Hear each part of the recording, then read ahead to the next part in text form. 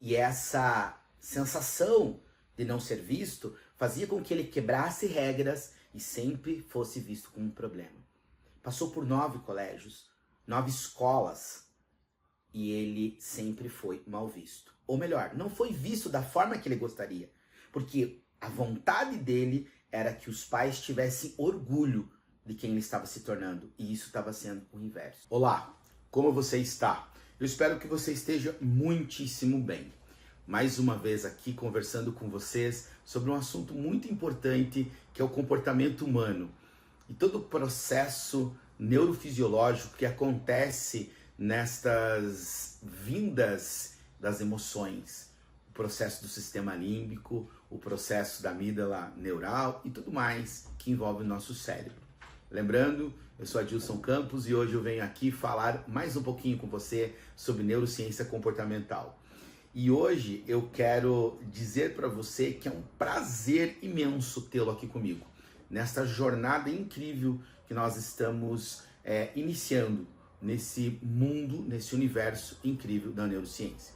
E hoje eu quero falar para você uma história muito interessante e importante para nós entendermos alguns processos de ansiedade e como que a nossa habilidade, aquilo que nós nascemos, a nossa competência, o que é nato nosso, o que está em nós, elas podem ser sufocadas ou elas podem ser extremamente trabalhadas e desenvolvidas.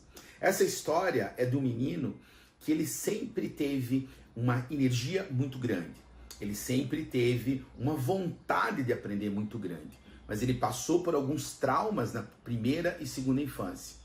E um dos principais traumas foi a rejeição e a humilhação. Na verdade, a rejeição e a humilhação, eles são feridas emocionais. Mas a repetição disso tornou para ele um trauma.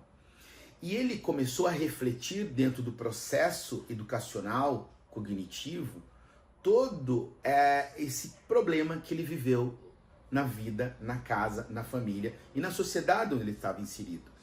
E ele se tornou um menino extremamente agitado. E nesse processo educacional, aonde a regra era muito clara e muito direta, ele começa a ser visto como um mau elemento, um mau menino, um menino agitado, um menino mal educado. E muitas vezes no ambiente escolar, ele era visto como um menino problema. Quando ele chega aos 10 para 11 anos, ele começa a viver algo muito importante na vida dele. Ele descobre no esporte uma válvula de escape e um mecanismo de defesa. O esporte é muito importante para a criança, para o adolescente, para o adulto, para o ser humano em geral. Mas ele desenvolve uma capacidade que muitas vezes foi desequilibrada para ele: a competição. E com a competição veio junto a questão da ansiedade, eu preciso ser melhor. E esse menino começa a usar a sua inteligência, a inteligência cognitiva, a inteligência motora, para ser melhor que o outro.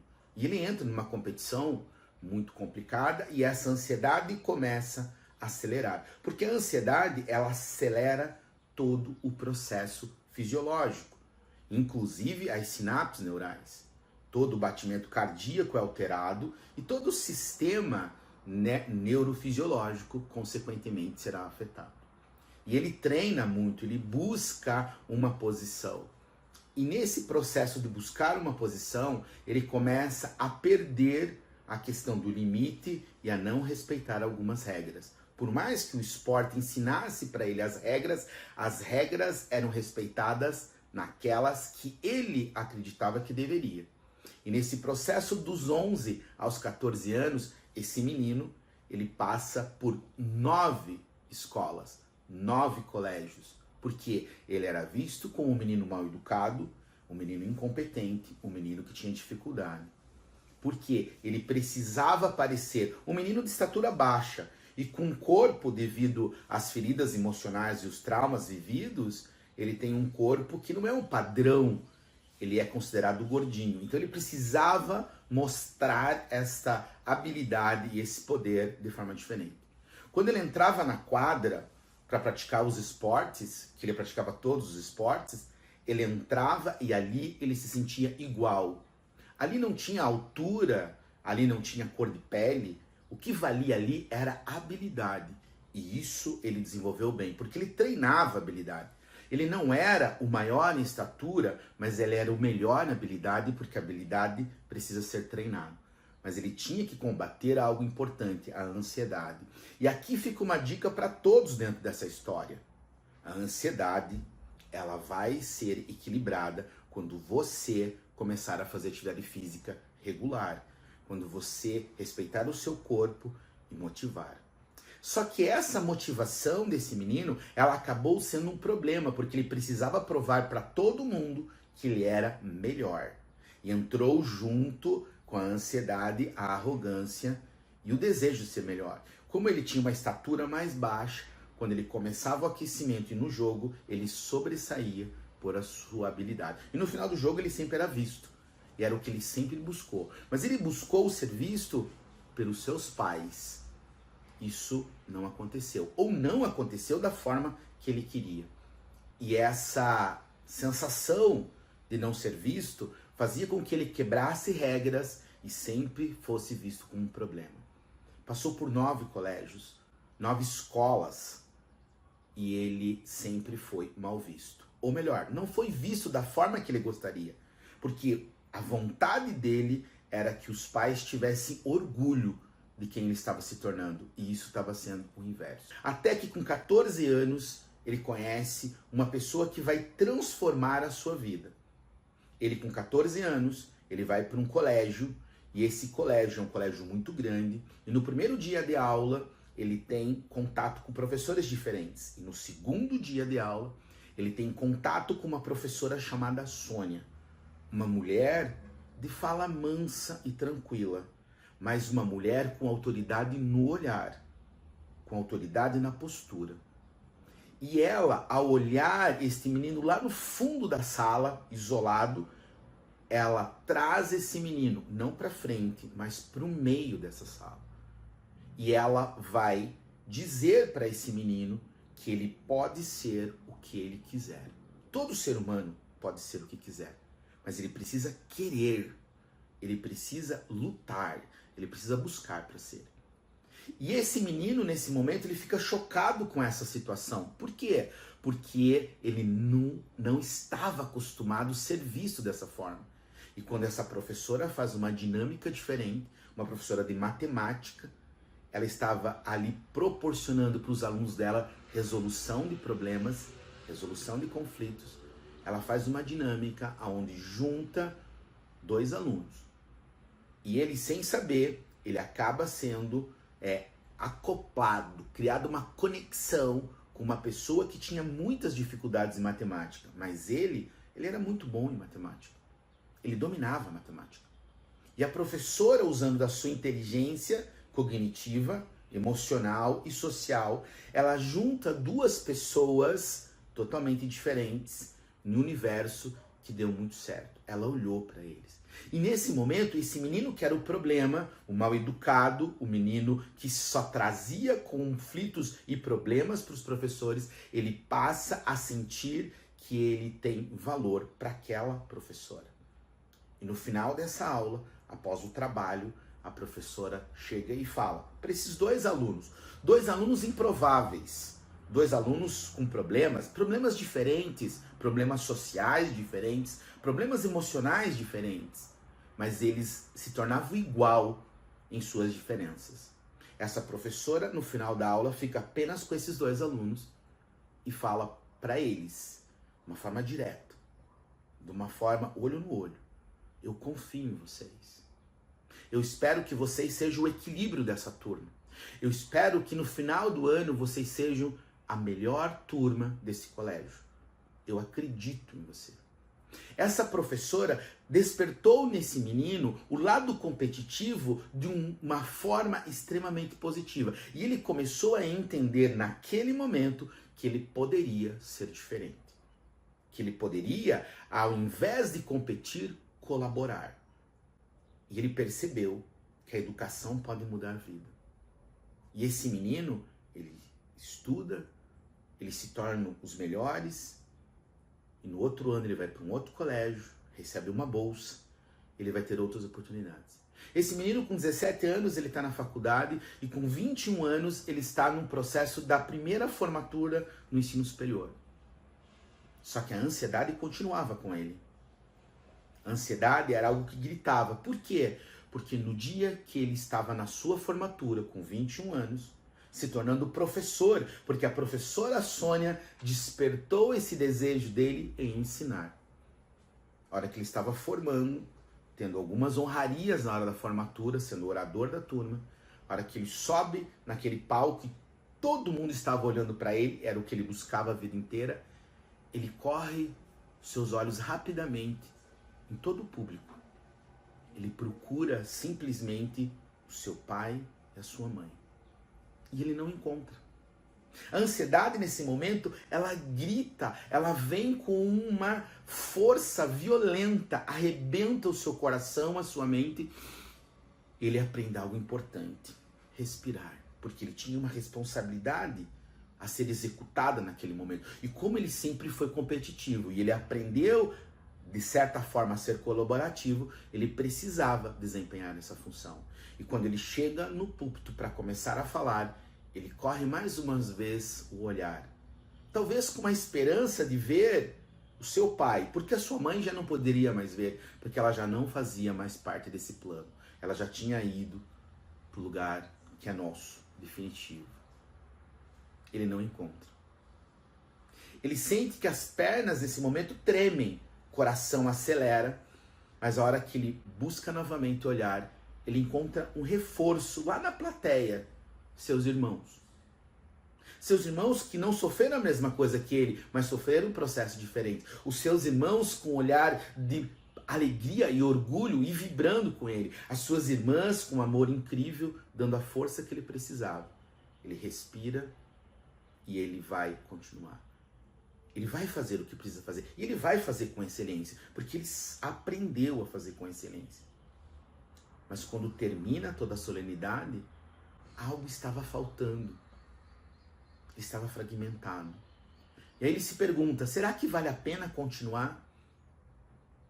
Ele respira profundamente, olha para dentro de si e percebe que é a melhor coisa.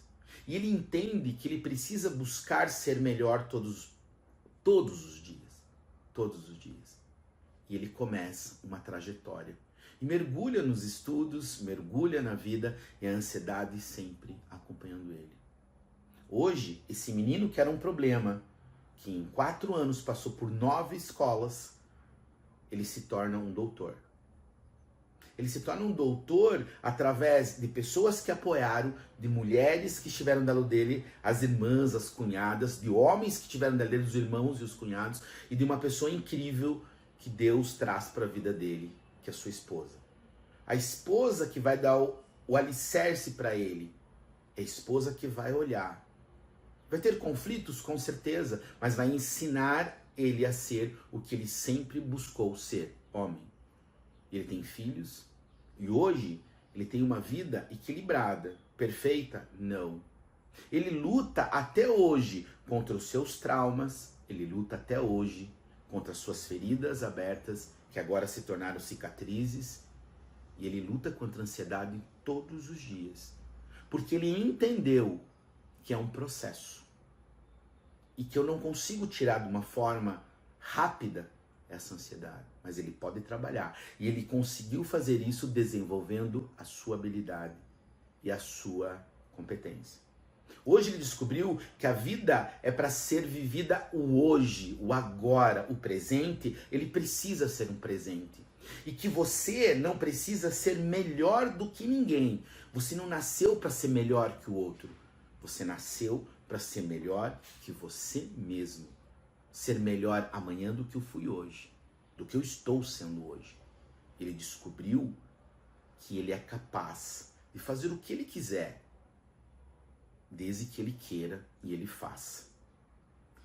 Esse menino, que era um problema, hoje ele se tornou um homem. E cada dia ele busca ser um homem melhor, vencendo todas as suas dificuldades emocionais.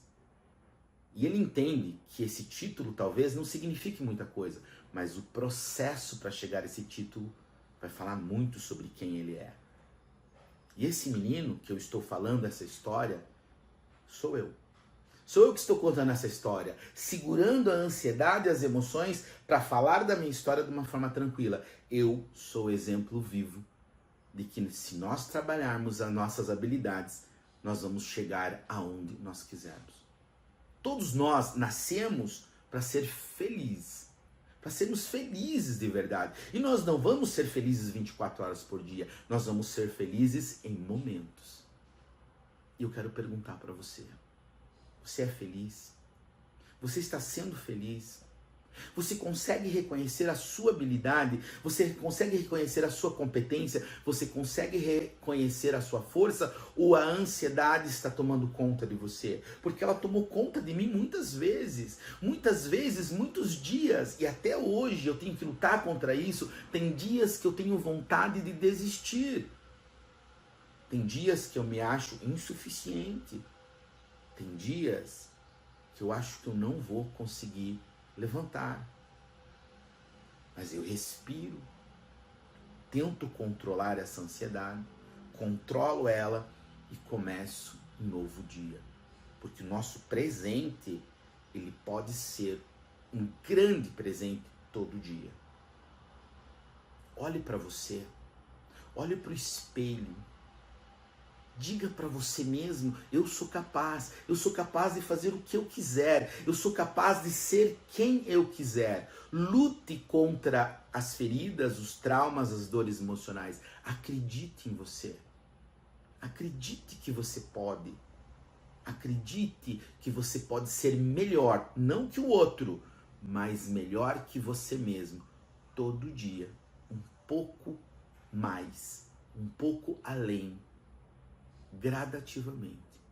Eu acredito em você. Eu acredito na sua capacidade de olhar para dentro e entender que a sua história, ela pode se tornar uma história incrível, uma história de superação e de poder. Depende só de você. Vem comigo nessa jornada, vem nos ensinar e aprender conosco, porque a conexão é isso, uma troca. Vem fazer parte da nossa comunidade. Eu falo para você hoje, me segue nas redes sociais, eu lhe peço isso. Compartilhe esse vídeo, comenta com as pessoas e vem para esse universo da neurociência comportamental que é incrível, porque vai fazer muita diferença na sua vida. E não esqueça, eu acredito em você. Não perca essa oportunidade única. Se inscreva agora mesmo na primeira semana da Neurociência para Terapeutas. Venha descobrir um novo universo do conhecimento que vai transformar a sua prática clínica. Venha conosco e faça a sua inscrição gratuita agora.